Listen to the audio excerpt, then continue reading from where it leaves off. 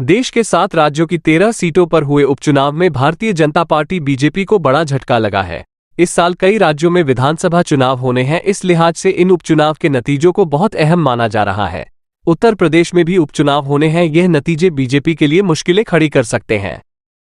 इस लड़ाई में विपक्षी गठबंधन इंडिया ने एक बार फिर बाजी मारते हुए 10 सीटों पर कब्जा किया, जबकि बीजेपी को सिर्फ 2 सीटें मिली। बीजेपी को सबसे बड़ा झटका बंगाल में ममता बनर्जी की पार्टी टीएमसी ने दिया। दरअसल पश्चिम बंगाल में 4 सीटों पर उपचुनाव हुए, जिसमें से चारों ही सीटों पर टीएमसी जीती है। इतना ही नहीं, इन 4 में से 3 सीटें पहले बीजेपी ने जीत रखी थी।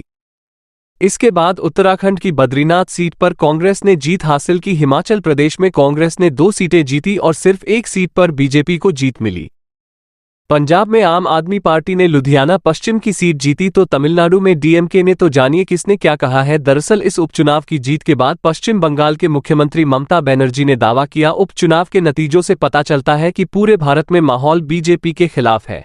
तृणमूल कांग्रेस प्रमुख बनर्जी ने दावा किया कि राष्ट्रीय जनतांत्रिक गठबंधन को 13 सीटों पर हुए उपचुनाव में 46% वोट मिले, जबकि इंडिया गठबंधन के घटक दलों को 51% वोट मिले। उन्होंने कहा, मध्य प्रदेश और राजस्थान को छोड़कर अन्य राज्यों में हुए उपचुनाव में भी बीजेपी का प्रदर्शन अच्छा नहीं था। ये पूछे जाने पर कि क्या यह इस बात का संकेत है कि केंद्र में बीजेपी नेतृत्व वाली एनडीए सरकार अपना कार्यकाल पूरा नहीं कर पाएगी, बनर्जी ने कहा, चुनाव के जो रुझान है बहुत स्पष्ट है। यहां तक कि पहले का जनादेश लोकसभा चुनाव का भी एनडीए के पक्ष में नहीं था। वहीं बद्रीनाथ में बीजेपी की हार पर कांग्रेस ने हरीश रावत ने कहा है कि ऊपर वाला और प्रकृति अतिवाद का दंड देती है। भगवान राम की धरती अयोध्या में इंडिया ब्लॉक की जीत, ऊपर से बद्रीनाथ में भी मिली जीत ने इस बात पर मोहर लगा दी।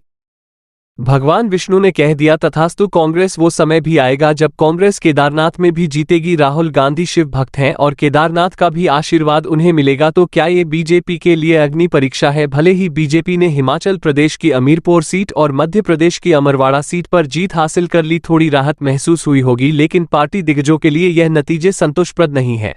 बीजेपी को परेशानी में डालने वाली है। इसकी वजह से ये भी है कि आने वाले वक्त में उत्तर प्रदेश के अंदर 10 विधानसभा सीटों पर उपचुनाव होने हैं। आप ये चैनल सब्सक्राइब करें और बेल आइकन को दबाना ना भूलें। बाकी की खबरों के लिए देखते रहिए खबर वाला 24 न्यूज़।